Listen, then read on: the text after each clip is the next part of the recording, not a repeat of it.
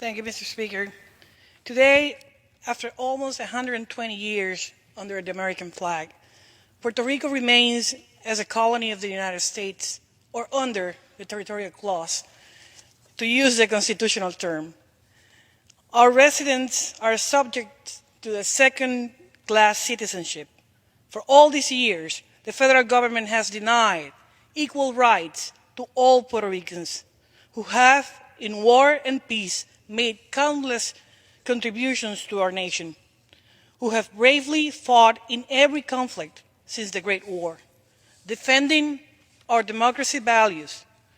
They are being denied the right to vote for their commander-in-chief and have full representation in this Congress. A large number of them have made the ultimate sacrifice, and when they do, their casket is flown back, covered in an American flag with 50 stars, and without the one representing them. Puerto Rico has experienced long-standing inequalities under the federal laws, which now the whole world has been able to witness firsthand following the devastation caused by Hurricane Maria.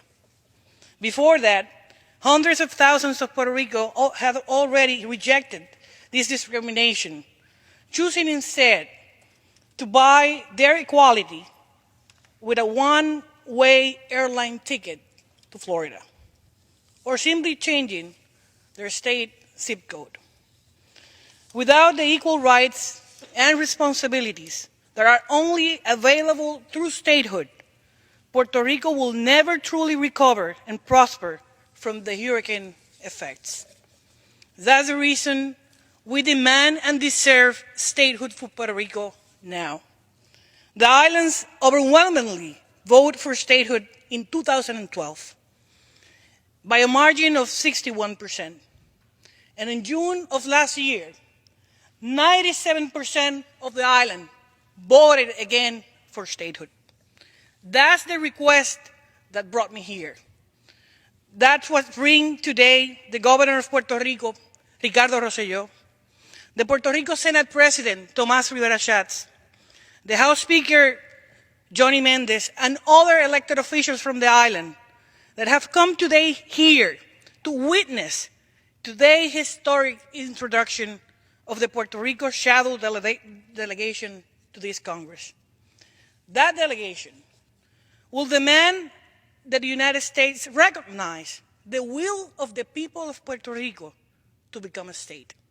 This long-awaited action is in accord with the precedent set forth by the Tennessee Plan adopted by the territories of Tennessee, Michigan, Oregon, California, Iowa, Kansas, and Alaska, which followed a similar path to the eventual admission as states. It is my honor to introduce this delegation by 7 members, 3 Republicans, 3 Democrats, 1 independent, divided into 2 senators, 5 members to the House, as we become a state. Pedro Rosselló, former governor of Puerto Rico, serves as a chair of the delegation. Carlos Romero Barceló, to the Senate, former governor and former member of the House. Luis Fortuño, former governor, a former member of this House, to the House. Zoraida Fonalledas, Puerto Rico National Committee woman and businesswoman. Charlie Rodriguez, state chairman of the DNC and former Senate president. Alfonso Aguilar, president of the Latino Partnership for Conservative Principles. And Ivan Puch Rodriguez, as a Major League Baseball player inducted to the Hall of Fame. Puerto Rico has come to this House today to claim the American dream and to fulfill its destiny, to obtain equality within the nation and unleash our full potential. Statehood will make Puerto Rico stronger, but we together will make the United States a more perfect union. With that, I'll thank you, Mr. Speaker, and I yield back.